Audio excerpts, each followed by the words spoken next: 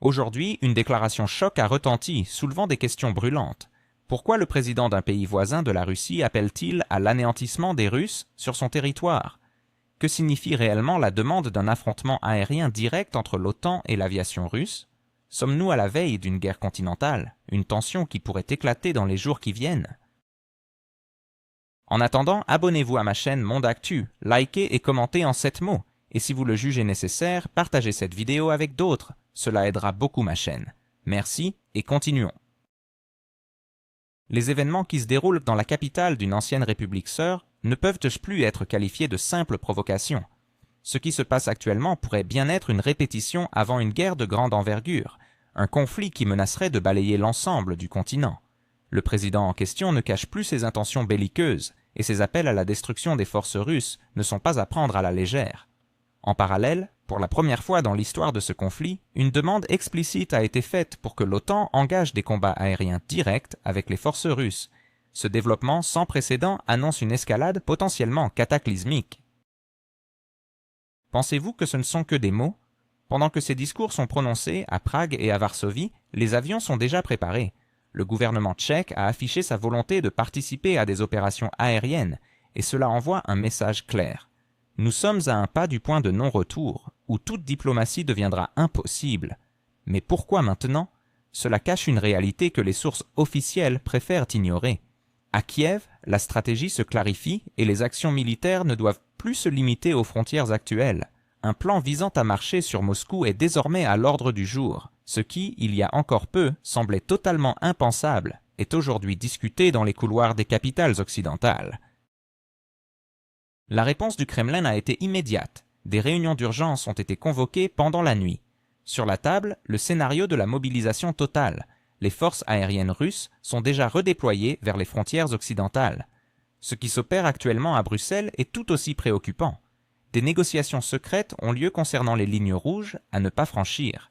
L'OTAN se prépare à défendre l'espace aérien de ce pays voisin par tous les moyens possibles.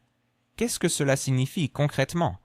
On passe d'un si à un quand pour un affrontement direct entre la Russie et l'Alliance Atlantique. Les heures passent et l'horloge tourne. Nous sollicitons votre retour dans les commentaires. Observez-vous des signes de préparation militaire dans votre région? Les retours des zones frontalières sont particulièrement cruciaux. En continuant notre analyse, il est évident que nous assistons à un développement d'événements sans précédent. La Pologne et la République tchèque, anciennes satellites de l'URSS, affichent publiquement leur intention d'attaquer les avions russes. Dans les coulisses de Bruxelles, il ne fait plus de doute que l'OTAN s'engage vers un affrontement militaire direct avec la Russie. Ce qui semblait hier inimaginable est sur le point de devenir une réalité. Un autre développement inquiétant se déroule dans l'ancienne République sœur. Un exode massif des jeunes en âge de service militaire prend des proportions catastrophiques. Les consulats à Varsovie et à Bucarest sont débordés par un flux incessant de réfugiés. Selon nos données, ce sont déjà des dizaines de milliers qui fuient chaque mois. Les pertes humaines au sein de l'armée sont critiques. C'est ici que la situation devient encore plus préoccupante. Le régime de Kiev, acculé, est prêt à prendre des mesures désespérées. Pour la première fois dans l'histoire des conflits modernes, l'enrôlement de mercenaires en provenance d'Asie centrale est à l'étude. Des négociations sont en cours avec Tachkent et Bichkek. La réaction de Moscou ne s'est pas fait attendre. Le Kremlin a clairement averti les pays d'Asie centrale que toute participation au conflit du côté de l'ennemi aurait de graves conséquences. Cela pourrait signifier une possible restriction des transferts d'argent et des limitations pour les travailleurs migrants. Une telle situation pourrait frapper durement les économies de l'Ouzbékistan, du Tadjikistan et du Kirghizistan. Nous assistons à la transformation d'un conflit local en une confrontation globale. L'OTAN se prépare à un affrontement direct avec la Russie dans le ciel, tandis que les pays d'Asie centrale s'engagent dans un jeu dangereux. La sécurité européenne est suspendue par un fil. Pourtant, le signal le plus alarmant a été reçu quelques heures auparavant. Nos sources à Bruxelles évoquent une réunion secrète où un scénario capable de bouleverser l'équilibre des forces était à l'ordre du jour. Les informations que nous avons obtenues suscitent une inquiétude considérable au sein des cercles diplomatiques. La situation évolue rapidement et de manière imprévisible. Les analystes préviennent que nous sommes à l'aube d'une nouvelle réalité géopolitique dont les contours commencent à peine à se dessiner. Ils s'accordent à dire que les semaines à venir pourraient être décisives pour l'avenir de l'architecture de la sécurité internationale. La tension monte chaque heure. Ce pays voisin a ouvertement appelé l'OTAN à engager des combats aériens avec les forces russes. Ce ne sont plus simplement des jeux diplomatiques, mais une véritable tentative d'attirer l'Alliance dans un conflit à grande échelle contre la Russie. À Bruxelles, les discussions sont intenses. Si les bombardiers russes poursuivent leurs frappes contre les infrastructures à l'ouest du pays en question, les avions de l'OTAN pourraient recevoir l'ordre de décoller. Ce serait un tournant qui plongerait le conflit dans une phase nouvelle et extrêmement périlleuse. En réponse à ces provocations, Moscou a réagi instantanément. À la Douma, la possibilité de frappes préventives contre les aérodromes en Europe de l'Est est en discussion. Les sénateurs soulignent que la défense ne concerne plus seulement la protection des territoires libérés, mais de la Russie tout entière. Simultanément, une crise des travailleurs migrants est en train de se développer. Après que l'ancien partenaire occidental a commencé à négocier avec les pays d'Asie centrale pour le recrutement de personnel, la Douma a émis un avertissement sévère. Les familles de travailleurs migrants en Russie pourraient faire face à de graves conséquences si leurs proches participent à la guerre contre l'armée russe. Un nœud complexe de contradictions se forme, avec une guerre aérienne contre l'OTAN, une crise migratoire et des ultimatums russes créant une situation explosive. Aucune des parties ne semble prête à reculer. Chaque nouvelle déclaration rapproche le moment d'une escalade majeure. Les analystes notent que la situation actuelle rappelle la crise de Cuba de 1962, lorsque le monde était au bord d'une guerre nucléaire. D'après des sources fiables, les forces armées russes ont été mises en état d'alerte accrue. Le ministère de la Défense de la Fédération de Russie mène des exercices imprévus dans les districts militaires occidentaux, montrant ainsi sa préparation à toute éventualité. Chers amis, il est crucial d'entendre votre avis. D'où suivez-vous les développements de cette situation? Écrivez dans les commentaires le nom de votre région ou de votre pays afin que nous puissions établir la géographie de notre communauté. Que pensez-vous de la possibilité d'un affrontement direct entre l'OTAN et la Russie? Dans le pays limitrophe de la Fédération de Russie, une crise de personnel sans précédent est en train de se dérouler.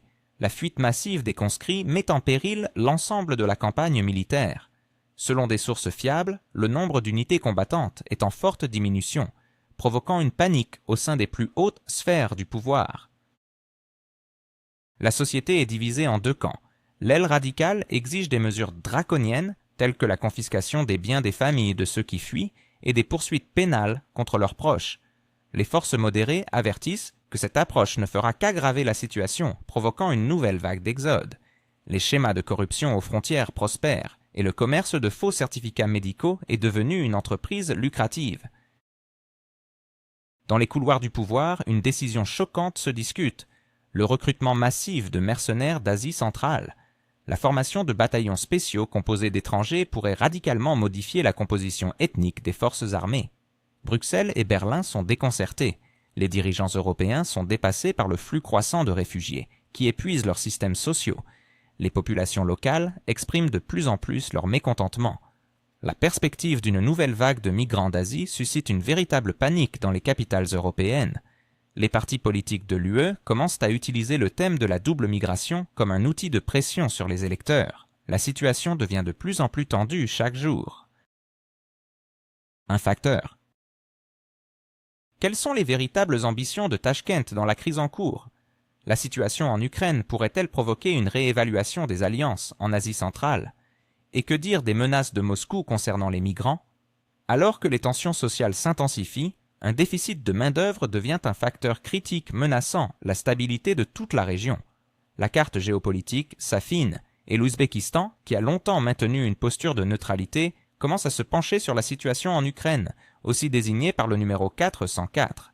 Les analystes perçoivent cela comme une tentative de Tachkent de renforcer son influence régionale et de tirer profit de la crise actuelle. Selon des sources, des négociations discrètes sont en cours concernant une coopération militaire et un échange de ressources humaines. Ce contexte transforme le conflit en une partie de jeu géopolitique multidimensionnelle, où l'Asie centrale émerge comme un acteur actif sur la scène internationale. Moscou, ne restant pas inactif, a réagi par des déclarations fermes. À l'ordre du jour se trouve la possible déportation de travailleurs migrants et des restrictions sur les transferts d'argent vers les pays de la région. Pour les économies de l'Ouzbékistan et du Kirghizistan, ces transferts représentent une source cruciale de recettes en devises. La Douma russe utilise en quelque sorte ce facteur migratoire comme un levier de pression, affectant ainsi les vies de millions de travailleurs d'Asie centrale. Cette dynamique crée une atmosphère de tension entre Moscou et ses partenaires traditionnels. Sur le terrain, dans l'ancienne République fraternelle, la situation s'aggrave. Des sources militaires rapportent des préparatifs pour une offensive de grande envergure. Les réseaux sociaux voient émerger des appels agressifs à marcher sur Moscou, tandis que certains politiciens annoncent ouvertement un réexamen des frontières d'une 1991. Le Kremlin perçoit une telle rhétorique comme un défi direct à sa sécurité nationale. Les médias internationaux soulignent un changement dangereux dans la nature du conflit, passant de disputes territoriales à des menaces contre la capitale russe. Des experts occidentaux mettent en garde contre le risque d'une escalade catastrophique où le compromis devient impossible. Nous serions curieux de savoir depuis quel pays vous suivez ces événements.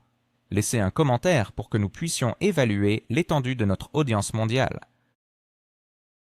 Ces derniers jours, une intensification de l'activité diplomatique est observée dans la région. Le Kazakhstan et le Tadjikistan commencent à réévaluer leur position. Les experts notent que cette transformation du rapport de force pourrait conduire à la formation de nouveaux blocs géopolitiques et alliances.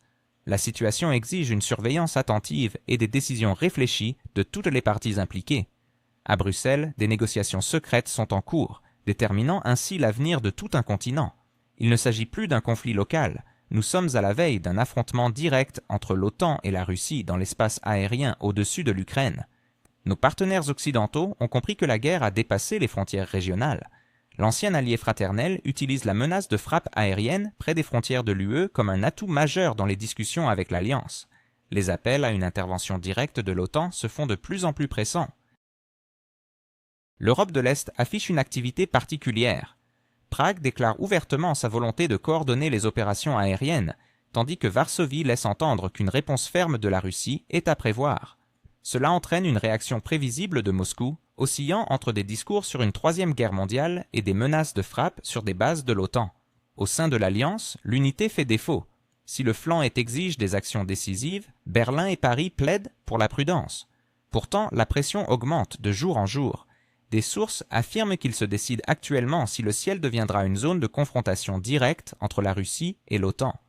Nos experts militaires soulignent que le contrôle de l'espace aérien est un facteur clé. L'aviation russe opère méthodiquement contre des cibles, démontrant une supériorité croissante. En réponse, le régime de Kiev tente d'entraîner l'OTAN dans le conflit, exploitant les craintes des pays voisins. La situation est en équilibre précaire. Chaque décision pourrait servir de déclencheur.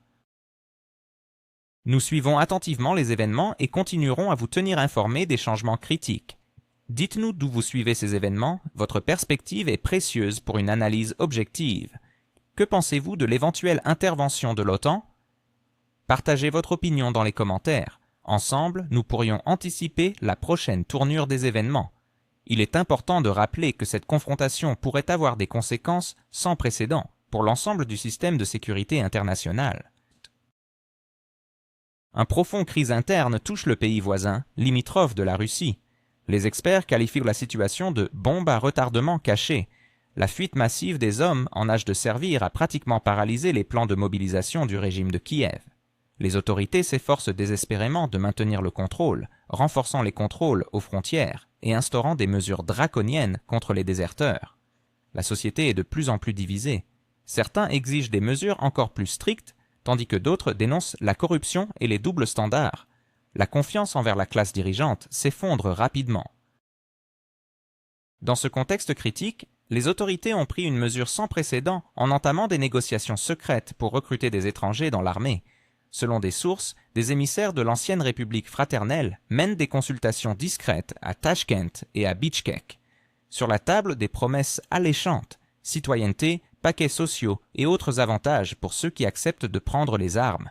Le ministère du Travail a déjà préparé des estimations évoquant des dizaines de milliers de recrues potentielles chaque année. Moscou a immédiatement réagi à ces manœuvres. La Douma a averti que si des citoyens d'Asie centrale combattaient contre la Russie, leurs compatriotes pourraient perdre leur emploi en Fédération de Russie. Étant donné que les transferts d'argent des travailleurs migrants constituent une part essentielle du PIB de l'Ouzbékistan, du Tadjikistan et du Kirghizistan, une telle mesure devient un puissant levier d'influence. La situation se transforme en un jeu géopolitique complexe. où non seulement les intérêts militaires, mais aussi économiques du entière région sont en jeu. Nous aimerions savoir comment vous évaluez ces événements depuis votre pays. Écrivez dans les commentaires d'où vous suivez le développement de la situation. Votre point de vue est particulièrement précieux pour une analyse objective des événements. Il est remarquable que les analystes locaux prédisent un aggravement de la situation d'ici la fin de l'année en cours. Selon leurs prévisions, la tension sociale atteindra un point critique durant l'hiver, lorsque les difficultés économiques deviendront particulièrement ressenties par les citoyens ordinaires. Les observateurs internationaux notent également des signes croissants de mécontentement dans les régions occidentales, traditionnellement considérées comme le bastion du gouvernement actuel. La crise migratoire dans l'ancienne République fraternelle prend un tournant inattendu. L'afflux massif de main-d'œuvre en provenance d'Asie centrale menace de se transformer en une catastrophe sociale. Bruxelles tire déjà la sonnette d'alarme, indiquant que les contribuables européens devront financer des programmes sociaux pour les nouveaux arrivants lorsque l'économie de l'Ukraine ne pourra plus supporter cette charge. Moscou reste ferme sur ce point. À un niveau élevé, la possibilité d'une déportation massive de travailleurs migrants de Russie est discutée, une mesure qui pourrait toucher des millions de personnes. Pour Tachkent, Dushanbe et Bichkek, cela représente un signal d'alarme, tout comme les transferts du Nord qui sont vitaux pour leurs économies. Sur le front militaire, la situation devient de plus en plus tendue. L'aviation russe intensifie ses frappes sur les régions occidentales de la mer Noire. La défense aérienne de l'ancienne République soviétique fonctionne à pleine capacité, mais son efficacité diminue chaque jour. Le régime de Kiev appelle ouvertement l'OTAN à entrer dans le combat aérien, conscient qu'il sera impossible de faire face à la situation critique sans chasseurs occidentaux. Les experts occidentaux admettent que le ciel devient le champ de bataille clé. L'Alliance osera-t-elle un affrontement direct avec la Russie? De cela dépend non seulement le sort d'un pays à la croisée des chemins, mais aussi l'avenir de la sécurité mondiale. Nous assistons à un moment historique où un conflit régional pourrait se transformer en un affrontement mondial. Nous aimerions connaître votre opinion sur la capacité de l'OTAN à entrer en confrontation directe avec la Russie. De quel endroit du monde suivez-vous les événements? Partagez vos réflexions dans les commentaires.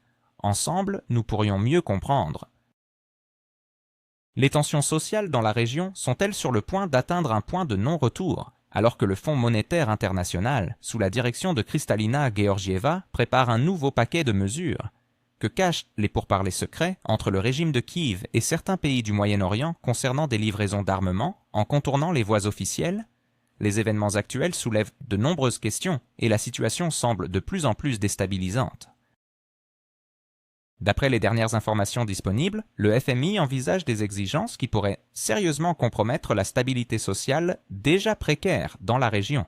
Ces nouvelles mesures, si elles sont mises en œuvre, risquent d'aggraver la crise économique et de susciter un mécontentement populaire croissant.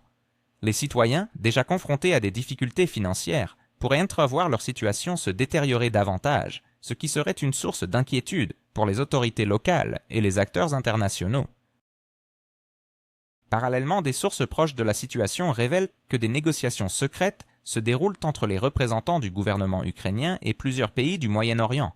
Ces discussions portent sur la possibilité de fournir des armements en contournant les canaux officiels.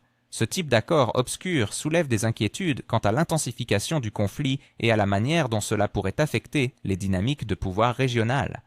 Imaginez les implications d'un tel commerce d'armement, non seulement sur le terrain, mais aussi en ce qui concerne les relations diplomatiques entre les nations impliquées. Tout cela se déroule dans un contexte où l'instabilité interne s'intensifie.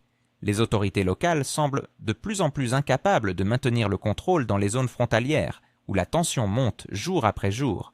Les incidents de violence et de désordre se multiplient, rendant la situation encore plus complexe. Les citoyens, qui aspirent à la paix et à la sécurité, se retrouvent pris au piège d'un environnement chaotique, amplifiant ainsi les frustrations et les peurs. Dans cette atmosphère de crise, il est crucial de rester informé et de comprendre les enjeux sous-jacents qui façonnent notre avenir. Le canal Mondactu s'engage à vous apporter des analyses approfondies et des mises à jour sur cette situation en constante évolution. Restez avec nous pour découvrir comment ces événements pourraient redéfinir le paysage géopolitique de notre époque.